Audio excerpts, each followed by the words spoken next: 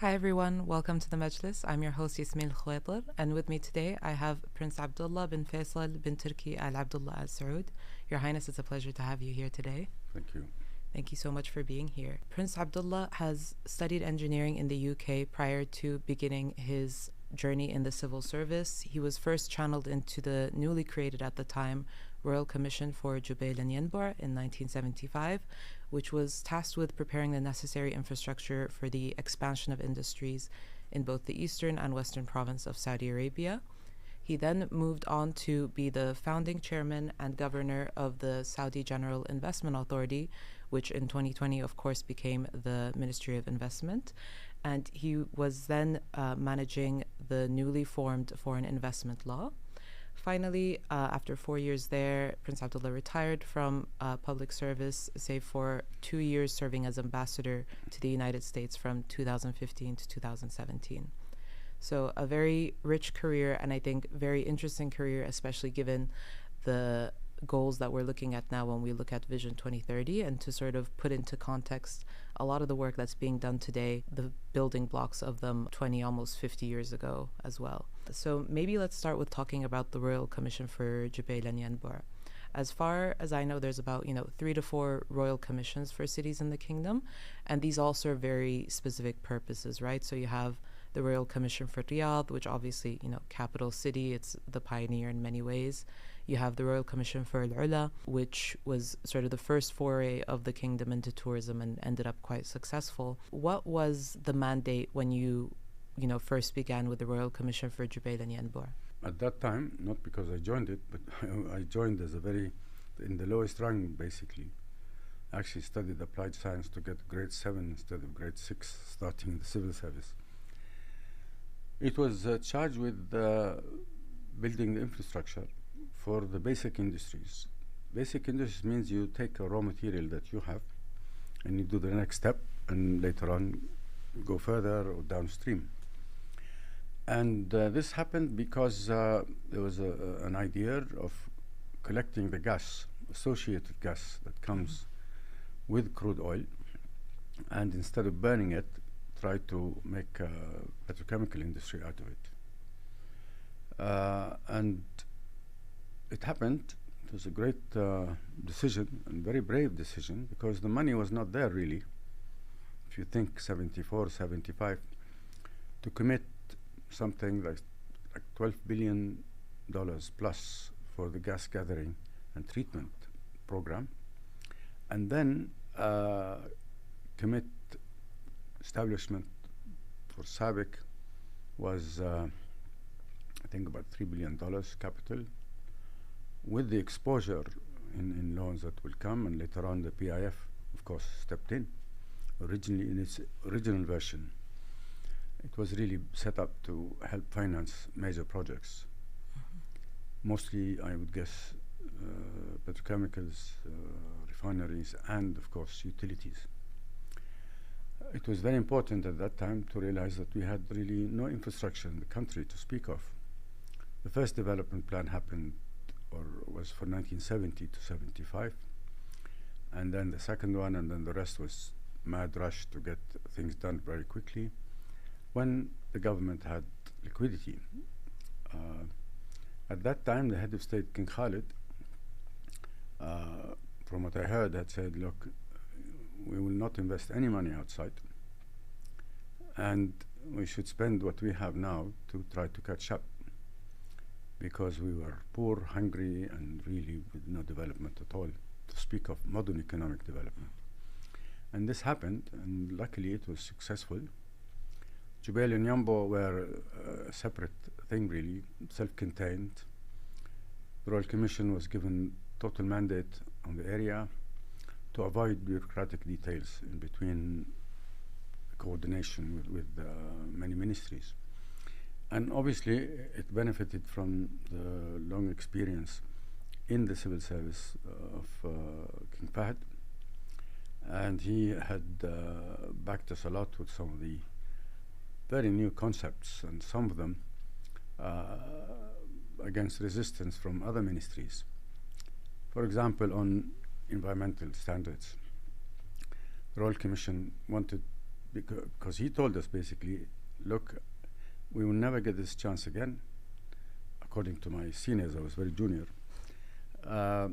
We will never have this ability, so please get the best. And they did. The best engineering firms that were also charged with co-managing it with the Royal Commission. Bechtel Company for Jubail, and Ralph and Parsons in Yanbu. And this helped, the management. We could get anything we want. Studies, engineering advice, engineering work. And I remember, of course, we in the technical department in the General Secretariat in Riyadh would struggle for a week because we had no experience. We had a certificate that said we were educated and we could not finish it to get what is called one page of scope of work, where you go and start all the processes later. An expert from one of these consultants would sit down and write it in about 2-3 hours, and that's where experience matters. The Saudis also had no qualms about trying to pretend they manage this. We knew we had no experience. In fact, some of the things they did not even exist in the world. For example, for the environmental issues, we wanted to use seawater for cooling the factories. Air cooling might be cheaper and easier, but in the long run it's damaging to the environment and to the atmosphere. And that's impressive that you were thinking about sustainability in 1975. Yeah. In fact, during the Kuwait crisis, when journalists were coming with the troops and visiting all parts of the eastern province, I remember when they came to see Jubail, which is quite close to the Kuwaiti border, where the tanks, Iraqi tanks were there, Saddam's tanks. Yeah. They said, okay, all look very fine. You have 15 basic industries here, huge, and the refinery. When are you going to start? So we told them we already started. The first factory to export was in 1982, after the ground was broken in 1977, which is actually quite fantastic. It's not easy. Yeah. Particularly, there was nothing at all on the ground. And they said, but we don't see any smoke, we don't smell any chemicals. I said, well, because we were lucky to have had the support of the government to actually institute this. It cost money for hardware, but also against resistance. And also remember, the Royal Commission was the last one in the chain of work for environmental things. It was hosting industry, which is the weakest link in that chain. This is why they won the International Environmental Prize, the Sasakawa Prize, I think around 86, something like that, which normally is given to activist organizations or individuals. So we had these things, and of course, there were many things that had to be done to enable SABIC to catch the right window of opportunity. In fact, when the government announced these plans, we were ridiculed all over. Petrochemical market at that time was not very exciting, but the Saudis went for the best of the best technologies. SABIC did a wonderful training program. Who could have imagined? We were not experienced in any modern economic work en masse, except some businessmen, and in the western region, eastern region, they had contact with outside activities. But still, the people they had contact with were lower in the development standard compared to the industrial countries. And then, of course, many other things sort of happened because of necessity and because the Saudis were very open about bringing international expertise and workforce. One that I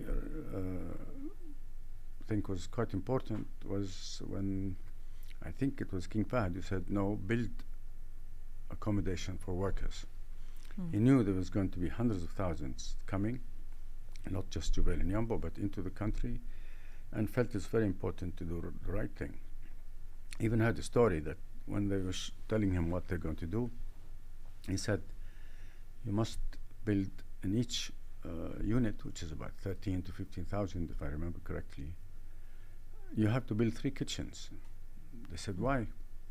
He said, some nationalities have their own way of doing things and flavors and this. Some others might not like it, so it's better to do that. And it was done. And it was a great success. There's nowhere in the world where this sort of accommodation for the lowest skill is such a good place. In fact, when Saudi Arabia was talking with the Soviet Union during Gorbachev's time to establish relations, they sent supposedly journalists and others. And I remember one journalist who called me, he said, I saw the labor accommodation.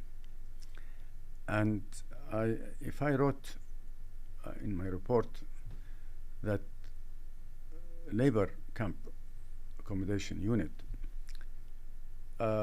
looked better than the house of a royal family member, and the reason was very simple. We used to treat water, and there was not many places, even the roads were not ready, but the labor accommodation, so we channeled that for landscaping. And when you go there, it is the earliest one, and you should see the trees and the things. And also they were well done and clean, and we even cooled water for them. So that was, again, and then of course a few other things. The seawater canal was done in Jubail, because in the long run, it was better like this instead of all pipes. Later on, we were able to do a system for Yanbu, which was smaller than Jubail, using pipes rather than a canal. And we learned it was also a new thing, that even engineering companies, were just innovating. For example, we had the rusting problem within the steel wire in the concrete or iron elements. And so we then learned using a system of reversing the current or whatever. And they had to build very quickly. So SABIC ordered the factories in chunks, third, quarter, half, depending. And they brought them on barges. And by 82, SABIC was exporting. And then the rest. And it worked so well. And also during the Kuwait occupation and subsequent efforts to liberate it, we had a huge increase in population. Factories were producing at more than capacity. Aramco's refinery was doing great work for the fuel for the military. And everything worked so well. Of course, Desert Storm was a great strategic, political, logistical, and military success. And everything performed so well. Also, the Royal Commission handled the oil slick. We had to absorb it, and we put a big ditch, huge, and protected the soil and skimmed a lot of the... Averted a huge and there was remember there were mines also. Yeah. So, it was really a fantastic effort. If I may tell you, we went to see a project that was supposedly similar, that had supposed to have started in 1961 in Venezuela. With all due respect to our Venezuelan friends, when we went, we found very little was done. Now you remember Venezuela, and I don't think it's good for us to compare ourselves with people who did not have the luck to succeed. But Venezuela had the tar rivers 100 years before, where crude would actually flow like a river. They were more educated on average than the Saudis. The population was not that small and not that big, about 22. They had a lot of rain, soil. They had hydroelectric power. They were also almost in the middle of the Western Hemisphere, near a lot of advanced economic activities and markets. Yet, unfortunately for them, it didn't work. And when we went, we were kids. I was in my late 20s when I went. And I remember, without really much knowledge even in my work, but because we read a few things, we were almost, as if we were telling them things that they found remarkable. So the Saudis, in general, did very well. They might not be seen by some people as one of the world's best organizers, but certainly, I assure you, and the Kuwait crisis showed that they were one of the best improvisers. Mm-hmm. And that experience with Sabiq Aramco, Jubail Yanbu, I think was added something to the Saudi economy and showed seriousness. But there are a lot of people, even some brethren in the Middle East, they used to ridicule, the concept when it started. Mm-hmm. I remember one in a seminar in England. He was doing his postdoctorate, and he was almost making jokes of us. 20 years later, I saw him at Sabiq headquarters, Mm-hmm. and I said, "What are you doing?" He said, I'm trying to get work as a consultant." I said, "Do you remember?" He said, "Yes, you remember, but I hope the others don't remember what I was saying." But it's really one of the many things that happened. Now, King Fahd was very keen on building infrastructure. So it was a big job. Mm-hmm. Saudi Arabia is a big country and very spread the population at the time they were, and so it was very expensive.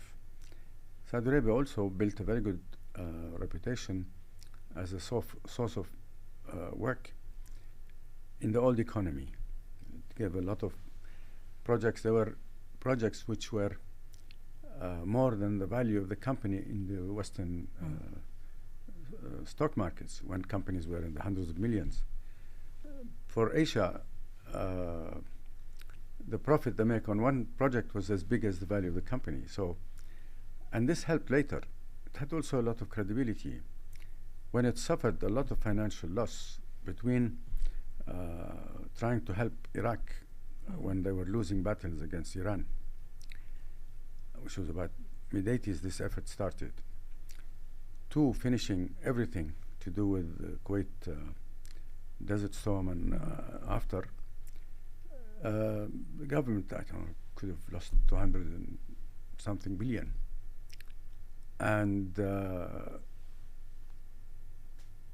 because of its reputation, because of also banking regulations, financial dealings, being a major member of the IMF, World Bank, etc., and its reputation with the most respectable nations in the world and good relations with them, they were able to raise funds to correct the situation after. And that is very important. I mean, the new economy might be very exciting or whatever, but people also want to see a solid business environment and covering all, not just everything is to do with tech companies and things like this. Of course, they are very important. And we are part of the world. From the beginning, from the time of King Abdulaziz, there was no doubt he wanted Saudi Arabia to be part of the advancement in the world, to do it while protecting important things for us, and it generally succeeded very well. Saudi Arabia and the Gulf countries have done a wonderful job, despite all the pressures, despite all the attempts of interference and destabilization and threats and all the things. But their political system, socio-political structure, social fabric, all emanated from their culture. And when, even in the West, they used to look at other countries and call them progressive because they looked good on paper, and ridiculed our country and our Gulf nations, at the end it was they who improved the standards, tried to work towards modernizing everything, and now, as you see, transforming the whole country. Right. And they are the ones who basically, it's basic principles. I mean, one is to protect human lives. They'll do whatever it takes.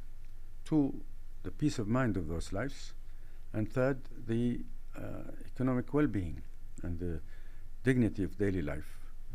And they've done a remarkable job much better than many other similar examples. Agreed. If you look at, I think, the development of Saudi Arabia, and you look at it from the lens of the priority is the well-being and the success of its people, then every action makes a lot of sense, and every investment sort of leads towards that, in terms of investing in infrastructure, in education, in companies. And I think for me, very interesting to see how, it's easy to look at all of the sort of flashy projects happening now and be like, oh, Saudi Arabia is just now, working on these things. But in effect, if you go back, the Royal Commission for Jubail Yanbu is celebrating its 50th anniversary next year. These have been in the works for a very long time. Which brings me to our next topic, I think, which I find very interesting, how you were the founding chairman of the Saudi General Investment Authority, which is now known as the Ministry of Investment, and sort of looking, because bringing FDI is such a hot topic in Saudi today, you're one of the first people to be involved in it, from the ground floor.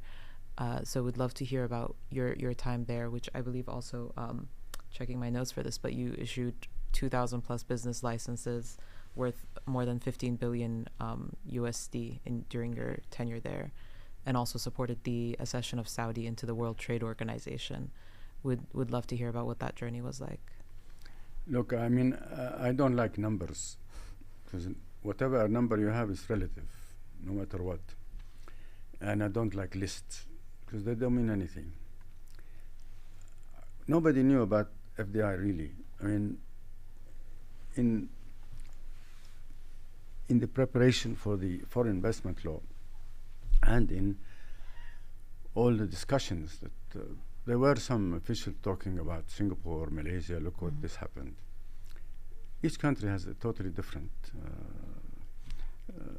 conditions or situation suitable for whatever. We certainly did not need them for the financial impact. The market was too small, so it has to be something that really exports. At that time, many things were small relative to many things. And we had to implement the foreign investment law, which had to be improved all the time. I personally, because of my ignorance, thought the best way was to look at the atmosphere, the environment of the market suitable for investors, economic players. And I never liked the idea of doing a project, a program, and try to make it look, because all the sectors should be looked at. The quickest way was to say, is the environment good? And I was saying, look, it should be suitable for all sizes and all types. All sizes, very obvious, because you cannot have just large projects. You have to think what happens if people wanted to get involved in medium and then smaller. The other thing is all types. The money types who have money, the ones who have experience, the ones who have ideas, entrepreneurs, and the ones who can do it on different scales. So basically this, and my idea was, anything people want, investors want, or the government wants, you look at. You incentivize it or penalize it, depending. And at the end, it's plus or minus dollars. And but there was a lot of confusion around it, and I found it very difficult, really, to convince government departments about certain little things that would help. And I found there is resistance to actually move quickly. At that time, King Abdullah introduced the Supreme Economic Council. And that was really supposed to be the clearing room of a lot of these ideas. But I really found that there was nothing you can do. You can always, of course, offer licenses and get ideas for certain projects done if you want to show. But I can't see how you avoid really looking at all the participants, all sizes and all types of players, investors, particularly locally. Then we decided in Sagia the most important thing we needed to do was to look at the obstacles. We found that the obstacles for foreign investors, foreign direct investors, were like the ones for Saudis. So we decided to do obstacle study. And then I found that I really wasn't making an impact, and that maybe people wanted grand projects. This I really don't know, but I felt I gave it all I can, and I asked to leave after the beginning my second term. Okay. We had ideas, we had things, but there's a limit to how you can keep doing this. I remember to make a point. When I was appointed, everybody was waiting, what is this investment authority? And I felt very influential for the next 2, 3, 4, 5 months. And I remember with the board that had 11 government agencies and 2 private sector representatives.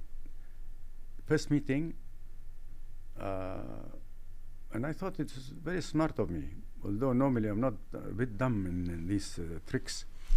I said, I want to have the authority to give licenses. Why do we have to, in the law it says, or the charter, that we have to do every month. Imagine people saying by time. It's nothing to do with time. Somebody comes, you deal with him. you have, everything was well known, and I said, I want to have the power. So I could see in their eyes, some of them, he wants to, have the influence himself and get. And they said yes. I could not say no, because they thought I came from nowhere to. And then I already had prepared this. I turned to the department who attended the board with us, the department concerned, and I said, okay, I give you the power to issue this. Why should we decide? If you go through the necessary details, there's nothing wrong with, go ahead. Yeah. There's a problem, of course, you bring to me, and if I need to go to the board. And I don't want it to be called permanent license. Why don't we start thinking registration? You just, why do you need permit to go to somebody while it's all in the book? And these sort of things, I was trying to change attitudes, but I think I probably, was seen as a little bit odd. Ahead of your time, maybe. I don't know. Now, of course, we are these great things that are happening. And sometimes you need to do it in a certain way, then later on you bring it to the fold, the normal. But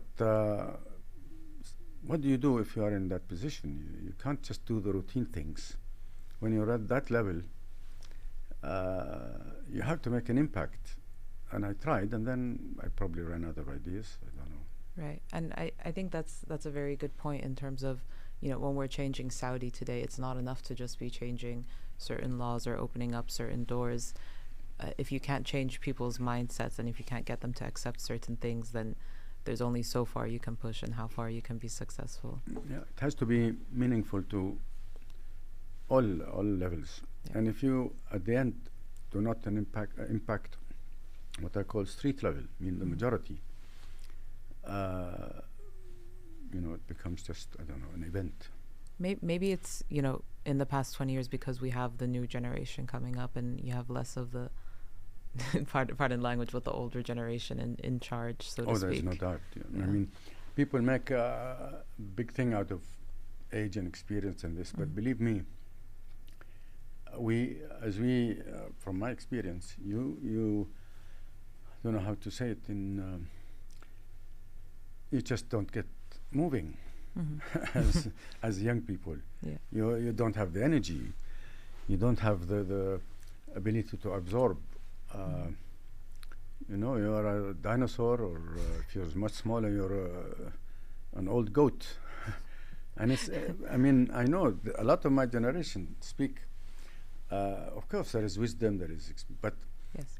people want people to manage, you know. They don't want people to pontificate, particularly when you have quick plans where you have targets clearly. This is the first time where it was established, and where at the top they speak about it clearly and sensibly and effectively. So you can't just, I mean, you have to have something that only the young have, I think. Well, it's a good thing that I think 60 to 70% of the population is under 35. So. Yeah, I don't know. I like the idea that that's one of the good things happening, is the transparency of the statistics people. Yes. I keep forgetting going to their website, and this. When I was in Saudi, I thought of something really ridiculous, and that's one of the things that my detractors enjoyed. I used to say, as again symbolic. Let the statistics collection become online, real time. Wow, and this was in 2000, 2002. People, great people, go to a house and take. It should go straight as a statistics, and there's no problem going back and saying, well, no, this is this way and that way. But it's to show people, and of course now what a lot of the things that are happening, rules, regulations, every day something new comes, is to tell people you're looking at things that, you know, happening, and we're telling it as it is, and these are and the beautiful thing is, if something was wrong or had negative impact or this, there's no problem about, okay, we go back, we change, we reduce. I mean, there's no problem with downsizing. I agree. I think and there's it's wonderful, even on political things. Okay, let's work with this. What is the purpose? What is the objective?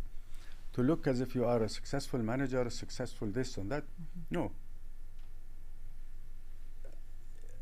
Ego doesn't, you know, come into it. It's the lives of people, peace of mind of those people, the economic well-being, and the challenges that face you. So there's a lot more sense of practicality. And it is because the world has changed also.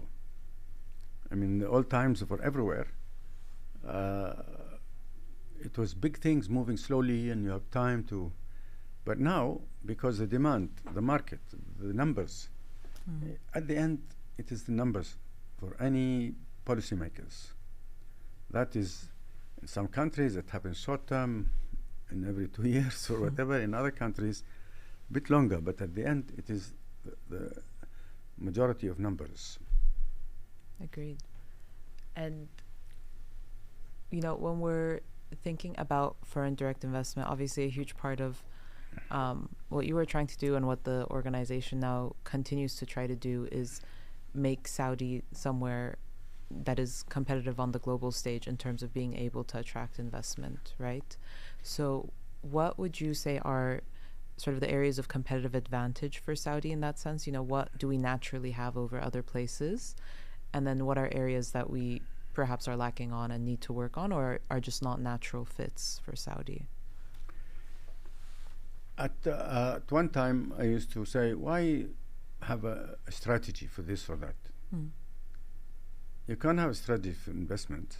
As I told you, you want to have more activities in one field, invite people, let them work. Don't force them to go to local companies, local personalities in the business world. It's up to them. But there are people who used to insist that you have partners because they worry if they haven't done their regulatory work properly, they can catch their Saudi partners and make them pay. This is what I think was at the CMA when it started. There's that mentality. Like a lot of things before. Do you know before, if you invited somebody on a visit visa and he committed things, they hold you. This is an old way of looking at it. So what are we supposed to do do due diligence and have legal agreements and all sorts of things before you invite somebody to talk to you and show him your site or wherever you want to be joint venturing with. There was this mentality, this is what they call it bureaucratic. Everybody was trying to play it safe for them. They were not thinking what is the usefulness of this activity for the country, because this is we bureaucrats who are obsessed with this because of embarrassment, of losing our positions and things like this, which is a normal human thing, not just here. But here, these things came out very easily, people not used to it, because Saudi Arabia wanted to do in 30, 40 years what some other countries took 100, 200. Particularly that they really were motivated and thought when people got educated and went abroad, they were sending people abroad before schools were available in many towns. In Riyadh was the beginning of the 1950s. Yes. Because we discovered through the experience, I think, of Aramco workers that were taken to the States, that we were not in a hopeless situation, that if people get educated. And I think all the money at the beginning that was coming, particularly from the royalties when some oil was selling, early 50s, went to education. And this is great credit to the Saudis. Also, they sent them to the most open societies in the world. To the US, to the UK. Yeah, there was I mean, you studied in the UK. I went to the UK. I mean, I regret not going to the States because I discovered later that I was not really into science subjects and this. I mean, I was fairly good at maths and things, but I would have liked to have gone into the arts. And but as I told you, I did this applied science course to qualify for grade 7 instead of 6 at the bottom of the civil service. And but you never know. If I went to the States, I could have ended up whatever, hippie or something. Maybe now I'm becoming more hippie than before. After your time in the States, which also would be great to talk about. So you became ambassador to the States in 2015. Yes. Also at an interesting time in the States, right? You had the 2016 elections happening.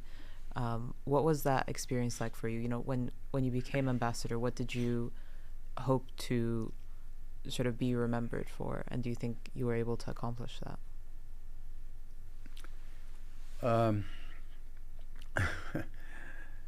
When I was asked this question before, when I came back and people were doing dinners and speeches and whatever, the one I'm sure of is that I improved the quality of the food in the embassy canteen. This is I'm sure of. Anything else, I'm not sure. Actually, I don't think I was a good ambassador. It had happened that I was on the internet by coincidence.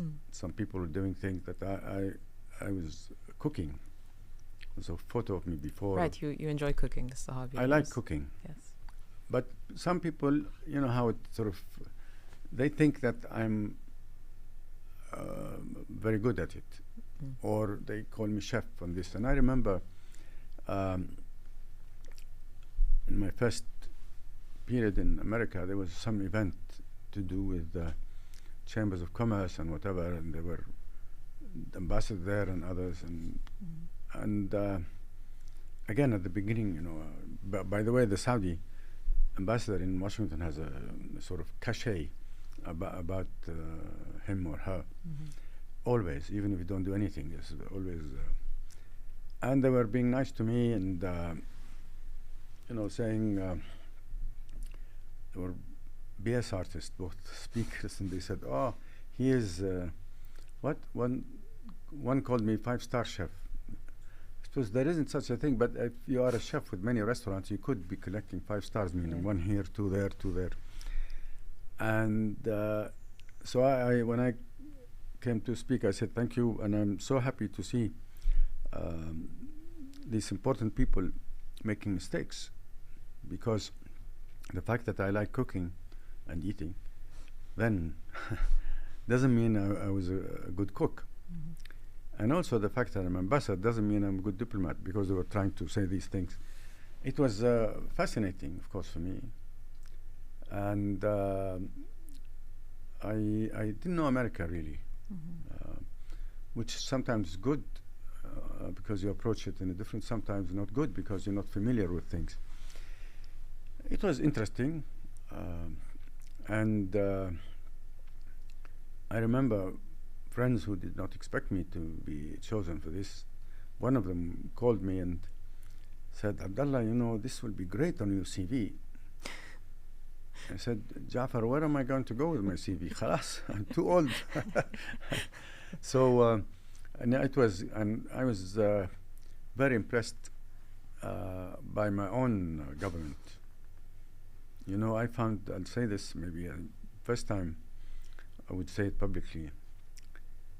I found my government, people in different departments, and of course at the very top, they were more direct, more clear, more transparent about the issues than some of the people in Washington that we had to deal with. I could never imagine I would see this, because normally they talk about us and some Arabs, the Gulf people in particular, us traditional types, that we go round and round and say things, you know, inshallah this, inshallah that. I can't remember who said this once. I think it was, I don't know, a British guy, must be. Not with us, I don't know with whom, but similar to us. When a senior person in one of the Gulf countries said, inshallah. So the man says, well, inshallah yes or inshallah no. But these sort of things, the language actually, but of course at the end, you know, the relationship went back so many years, right. You know, and the grand political attention span or calibration of the relationship depends on, you know, topical, fast-moving things. It's getting worse, of course, now.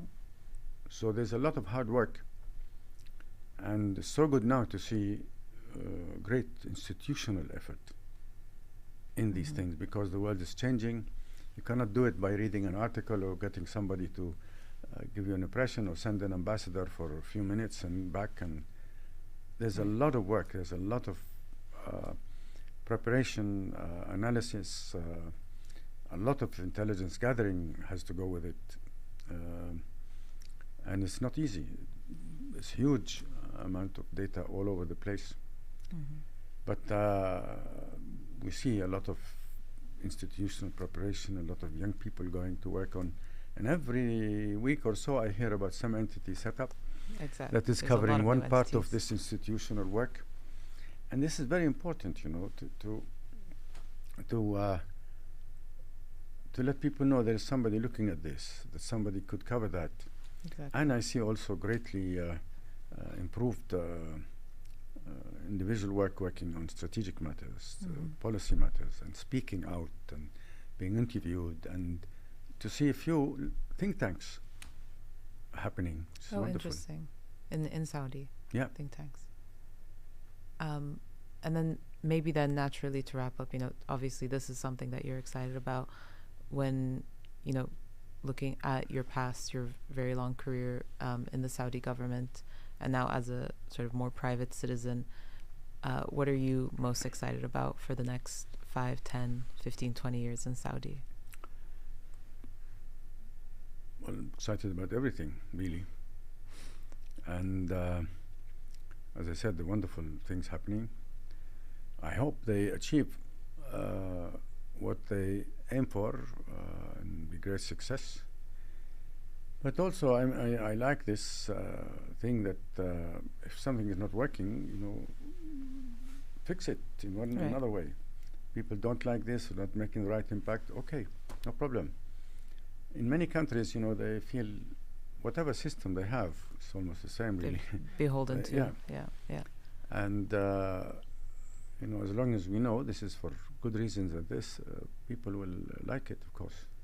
So I think I agree. The element of sort of we're figuring this all out together as a country, of trial and error, and of going into new industries, exiting some, growing some. It really feels like you're part of a great change that's happening all together. We all are. I mean, I think Saudi Arabia. And you see another thing, because you are announcing things, structuring many good ideas, getting on with the work, you can raise financing a lot more than anywhere else. And this is what is impacting a lot of these projects and people coming to do things. And this is very important to talk about them, to announce them. And everybody's coming here trying to find opportunities, from sports to music to other things. You find people who you would never imagine coming here. Right. And even, you know, in sports, because of some of the things you did, or encouraged, or supported.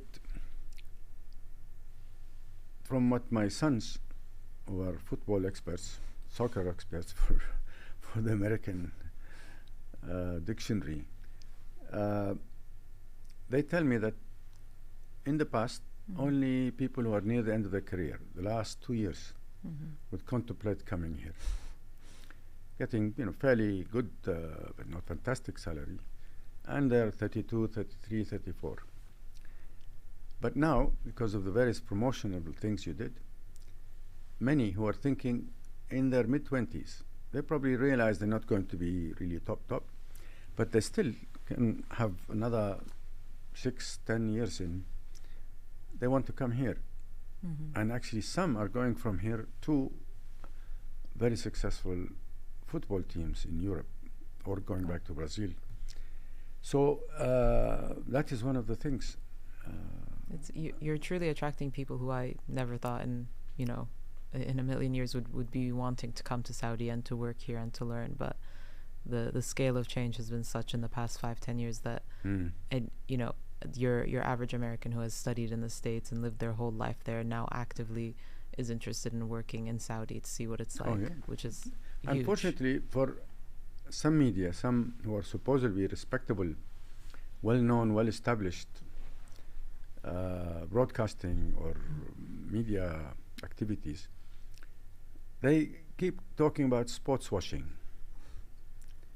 And I even went to a wedding a year and a half ago in Scandinavia. And as we were sitting, and people did the ceremony and had dinner, I had some people come to me and say, what is happening with these sports things, these ideas and this? Is it true the government is doing it? And I explained to them that soccer is very important to a lot of people here. And this is one way to improve it and to make it look good. And whatever decision they make to help people finance some of these ideas and players, at the end will pay. And of course, it's been proven right. Yeah. And I don't need to waste time in telling you how, but everybody knows this, anybody who follows. And that is good, and it's making people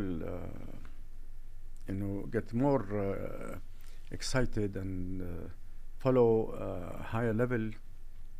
Of course, at the end, it's really, as we see now happening more and more, the schools are the best place to prepare players in all sports.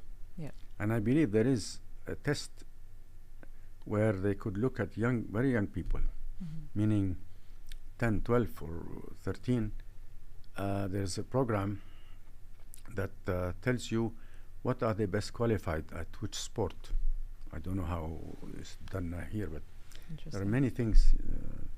And the Saudis now are very much involved in following football, etc., and other sports. Exactly. But as you mentioned, I think people see the flashier news of, oh, Saudi has brought this player or that player, but it's really, when you zoom out and look at it as a much larger program of, we go into schools at an early age, we pick out the kids that have potential and we train them and we work with them, we send them abroad to study or we train them here, and finally we're also bringing globally the top players. It's really an entire supply chain that we're trying to improve on. And when you look at only a part of that, it doesn't work.